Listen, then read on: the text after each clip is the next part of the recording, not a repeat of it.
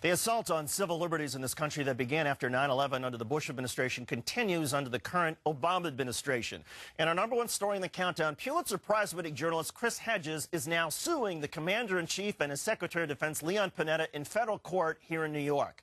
The suit, filed last Friday, challenges the legality of the National Defense Authorization Act signed by the president in late December and set to take effect this March. The bill allows for the indefinite detention of American citizens without trial. Hedges says the bill's definition of a terrorist is exceedingly amorphous and may lead to the detention of American journalists who report on contentious events. This, he says, erases fundamental constitutional liberties. It is a huge and egregious assault against our democracy. It overturns over 200 years of law, which has kept the military out of domestic policing. In a Washington Post op-ed last Sunday titled 10 Reasons the U.S. is No Longer the Land of the Free, law professor Jonathan Turley points to the recent passage of the National Defense Authorization Act, as well as other civil liberties infringements orchestrated since 9/11, as ample grounds for reconsidering our definition of a free country. Among the reasons are the assassination of U.S. citizens, which President Obama has claimed, as President George W. Bush did before him, to order the killing of enemies of the state. Indefinite detention was expanded under the law signed last month, giving the government the right to strip citizens of legal protections based on its sole discretion. Arbitrary justice gives the commander-in-chief the power to decide whether a person will receive a trial in federal or military court. Warrantless searches can now be used to search everything from business documents to personal library records without probable cause if ordered by the president.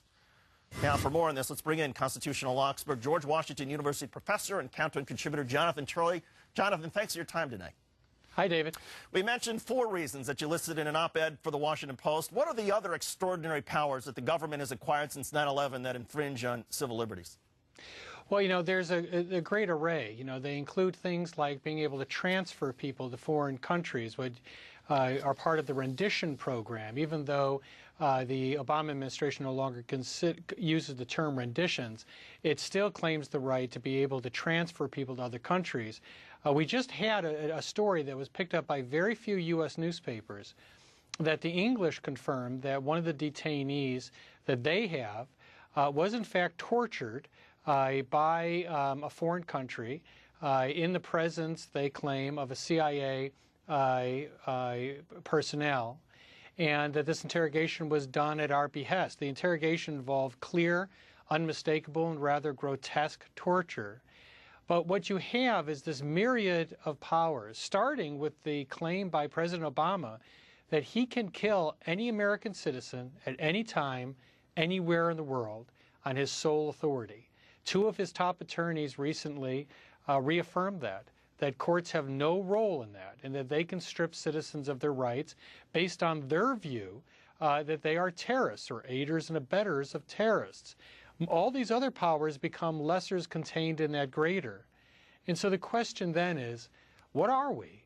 I mean, we talk a very good game about being the leader of the free world, but when you stack up all of these different powers that have accumulated since 9/11, we have a serious definitional problem. You mentioned the Obama administration's argument, their defense for this. How do you see the legal reasoning behind the Obama administration, and what's your sense about how the courts will view it? Well, that's one of the problems that I list, in that the courts have repeatedly said that people do not have standing to challenge many of these national security powers. And the Obama administration, like the Bush administration, has been very aggressive in arguing that no one has the right to challenge some of these things. So, for example, they have an assassination list, and that list was known to have a U.S. citizen on it, this Aliqui guy that was ultimately killed. His family went to federal court to challenge his being placed on a kill list. The federal court simply said, you don't have standing, he'll have to come and file. Well, since he's on a list to be killed, that makes going to the clerk's office rather difficult. More importantly, if he were to retain an attorney, that attorney could be viewed as aiding and abetting. It certainly could be accused of that, and no attorney would likely have anything to do with him. He was ultimately killed, and so was a second U.S. citizen who was with him. And so the argument is quite sweeping. If the president can have any one of us killed based on his own discretion, the rest of these rights become simply lessers included in that greater. And it's a very dangerous thing. And the fact that the federal court system is no longer a check on that power is truly frightening. I think that the framers would have been astonished to see the reaction of the American people to things like indefinite detention. They knew what indefinite detention was. They wanted to prevent it.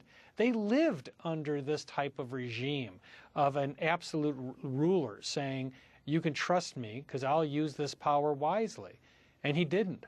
And so they created a system to prevent us having any type of absolute reliance on people, as Madison said, being an angel. Do you see anything breaking the cycle anytime soon? The only thing that will break this cycle is for the American people to become educated about the implications of this and to stand up and say enough. You know, that indefinite detention law was passed by Republicans and Democrats, and there's a huge amount of misinformation and, frankly, dishonest discourse going out there. A lot of Democrats are claiming that it doesn't allow for indefinite detention, which is absolutely wrong. So there's an education aspect here, but American citizens had this incredible symbolic moment. You know, the indefinite detention law was signed on New Year's Eve. We got to leave it. Jonathan, yeah. we got to leave it there. Great op-ed in the Washington Post. Jonathan Turley, Countdown contributor, law professor at George Washington. Thanks as always.